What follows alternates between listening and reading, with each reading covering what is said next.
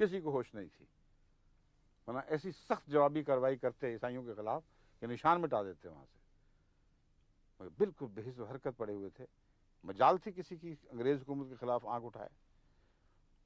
لیکن چند علماء ایسے بھی تھے، شریف النفس تھے، لیکن ان کو فنون حرب کا سلیقہ نہیں تھا، انہوں نے صرف جوابی حملہ ہی کیا ہے، یہ نہیں دیکھا کہ مسیح کی جو پاک ذات ہے اسے الگ کر لیں پہلے، پھر جوابی حملہ کریں۔ چنانچہ یوں لگتا ہے کہ جیسے واقعتاً سارے مسیح پر ہی حملے کیے گئے، اور زبان زیادہ سخت ہے، کم نہیں ہے۔ ان کی عزت بھی کرتے ہیں یہ لوگ، عوام الناس کو یہ کیوں نہیں بتاتے، پاکستان کی عدالتوں میں ان کے حوالے کیوں نہیں دکھاتے؟ ججوں بیچاروں کو کہاں موقع ہے کہ کوئی مذہبی کتاب پڑھیں، ان کو مولوی جو دکھاتے ہیں وہی دیکھتے ہیں۔ تو ان کو چاہیے تھا یہ بھی بتائیں کہ وہ زمانہ تھا جب یہ ہو رہا تھا، اس وقت ایک جوابی کارروائی کی رو شروع ہوئی ہے، اس میں دوسرے علماء نے بھی کچھ حصہ لیا ہے، بلکہ کچھ ناتجربہ کاری کی وجہ سے زیادہ ہی حملہ کر بیٹھے ہیں، اور پاک مسیح کے وجود کو الگ نہیں کیا انہوں نے۔ یہ چاہیے تھا، پھر ہم کہتے کہ ہاں تقوی شعار لوگ ہیں۔ علماء اہل سنت میں سب سے زیادہ جن کی طبیعت نے جوش دکھایا ہے اور جوابی حملے پہ مستعد ہوئے ہیں، اللہ ان پر رحمت فرمائے، وہ مولوی رحمت اللہ صاحب مہاجر مکی ہیں۔ بہت اس لحاظ سے بڑا مرتبہ ہے ان کا۔ ازالۃ الاوہام انہوں نے کتاب لکھی، اس میں لکھتے ہیں اکثر معجزات عیسویہ را معجزات نہ دانن، زیرا کے مثل آہا ساحراں ہم می سازند۔ میں عربی فارسی کی بجائے اردو ترجمہ پڑھ دیتا ہوں آگے سے۔ اکثر معجزات عیسویہ کو معجزات قرار نہیں دیا جا سکتا، کیونکہ ایسے کام تو جادوگر بھی کر لیتے ہیں، اس وجہ سے یہود آپ کو نبی تسلیم نہیں کرتے اور ان کے معجزات کو ساحروں کے معجزے قرار دیتے ہیں۔ پھر آگے فرماتے ہیں، جناب مسیح خود اقرار فرماتے ہیں کہ یحییٰ بیابان میں قیام پذیر تھے، نہ عورتوں سے میل رکھتے تھے اور نہ شراب پیتے تھے، حضرت یحییٰ، لیکن مسیح خود شراب پیتے تھے۔ یہ انہوں نے فرق نہیں کیا مسیح، فرضی مسیح کا اور حقیقی مسیح کا۔ یہ مسیح نبی اللہ کو نبی اللہ سمجھتے ہوئے حملہ کر رہے ہیں۔ نہ شراب پیتے تھے، لیکن مسیح خود شراب پیتے تھے، اور آپ کے ہمراہ کئی عورتیں چلتی پھرتی تھیں اور آپ ان کی کمائی سے کھاتے تھے، اور بدکار عورتیں آپ کے پاؤں کو بوسے دیتی تھیں، اور مرتا اور مریم آپ کی دوست تھیں، آپ خود بھی شراب پیتے تھے اور دوسروں کو بھی دیتے تھے۔ یہ ہے مولوی صاحب کا ایک جوابی حملہ۔ پھر فرماتے ہیں کہ یہودان نے اپنے بیٹے کی بیوی سے زنا کیا، جس سے وہ حاملہ ہو گئی اور فارس پیدا ہوا، جو کہ حضرت سلیمان اور حضرت عیسیٰ کے آباء و اجداد میں سے ہے۔ وہ جو اب قصبیاں وغیرہ کا ذکر آیا ہے، وہ اب سن لیں مولوی صاحب بھی کیا فرما رہے ہیں۔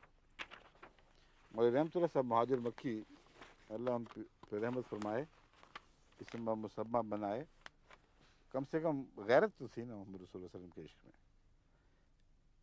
کہتے ہیں ایسی باتوں سے، یعنی انجیل یہ کیا لفظ ہے، ایسی باتوں سے بھری ہوئی ہے، اور عیسائیوں کو،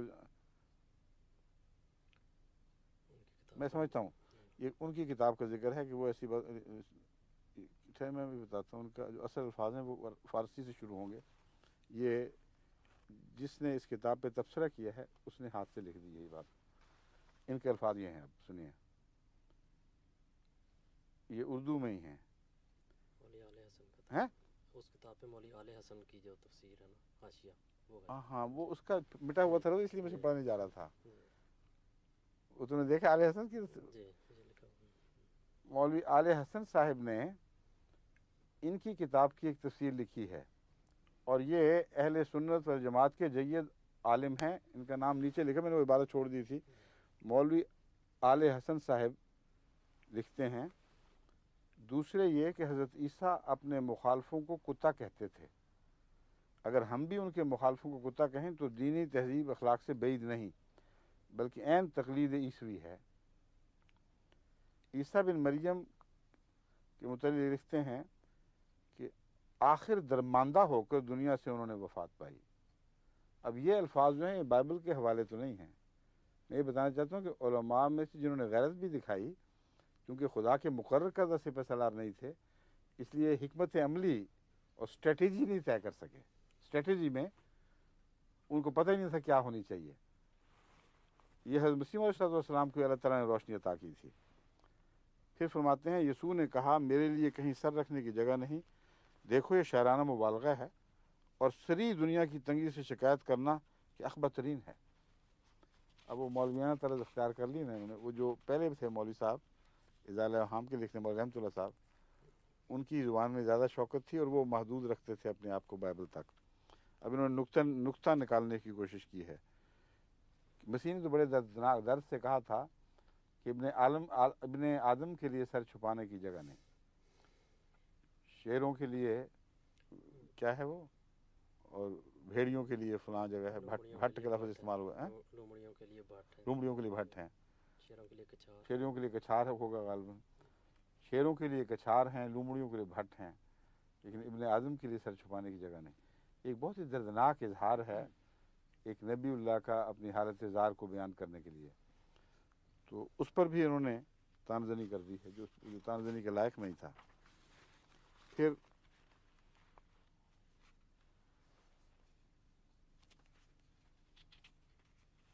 کہتے ہیں ان پادری صاحبان کا اصل دین و ایمان آ کر یہ ٹھہرا ہے کہ خدا مریم کے رحم میں جنین بن کر خون حیض کا کئی مہینے کھاتا رہا اور علقہ سے مضغہ بنا، مضغہ سے گوشت اور اس میں ہڈیاں بنی اور اس کے مخرج معلوم سے نکلا اور ہگتا موتتا رہا یہاں تک کہ جوان ہو کر اپنے بندے یحییٰ کا مرید ہوا.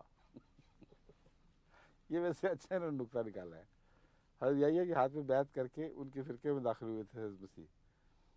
کہتے ہیں یہاں تک کہ اپنے بندے یحییٰ کا مرید ہوا اور آخر کار ملعون ہو کر 3 دن دوزخ میں رہا. پھر فرماتے ہیں جس طرح اشعیاء اور عیسیٰ علیہ السلام کے بعض بلکہ اکثر پیشگوئیاں ہیں جو صرف بطور مہمے اور خواب کے ہیں، جس پر چاہو منطبق کر لو، یا بے اعتبار ظاہری معنوں کے محض جھوٹ ہیں، یا مانند کلام یوحنا کے محض مجذوبوں کی سی بڑھیں. یہ اب الفاظ ان پیشگوئیوں کو متعلق کر رہے ہیں جو واقعات درست تھیں، تمثیلات تھیں بہت پاکیزہ، جن میں سے ایک میں نے آج پیش بھی کی تھی. آج نہیں، یعنی وہ پہلے پیش کر چکا ہوں میں. پاکستان ہاں وہ جو ہے پیشگوئی اس کا میں بتا رہا ہوں آپ کو کہ پاکستان کی ہو یا دوسری بعض اور تمثیلیں میرے ذہن میں تھی جو پہلے میں پیش کرتا رہا ہوں. حضرت مسیح نے بہت ہی پیارے انداز میں باتیں فرمائی ہیں. ان پر حضرت مسیح علیہ السلام نے کہیں انگلی نہیں رکھی، کہیں ان کو داغدار قرار نہیں دیا، کیونکہ ان پاک پیشگوئیوں میں رسول اللہ علیہ وسلم کی آمد کی پیشگوئیاں تھیں اور بھی بہت بڑی بڑی شاندار پیشگوئیاں تھیں. تو انہوں نے سب کچھ جھوٹ فریب کر دیا کہ کچھ بھی نہیں سمجھے نہیں ان کو. بس معلوم ہوا کہ حضرت عیسیٰ کا سب بیان معاذ اللہ جھوٹ ہے، اور کرامتیں اگر بالفرض ہوئی بھی ہیں تو ایسی ہی ہوں گی جیسی مسیح دجال کی ہونے والی ہیں. اس میں ایک نقطہ بھی ہے، بات تو بڑی سخت کر گئے ہیں لیکن ایک نقطہ ضرور ہے. وہ یہ ہے کہ وہ علامتیں جو قرآن میں مسیح کی طرف منسوب ہوئی ہیں، حقیقت یہ ہے کہ ان میں ان کا استعمال جو ہے وہ لفظاً نہیں ہے، بلکہ وہ تمثیلات کے رنگ میں جیسے مسیح باتیں کیا کرتا تھا ویسے ہی مسیح کا ذکر ہے. وہ تمثیلات میں کلام کرتا ہے. قرآن کریم کا اعجاز ہے کہ جس نبی کی بات کرتا ہے اس کو اسی زبان میں اس کے حالات بتاتا ہے.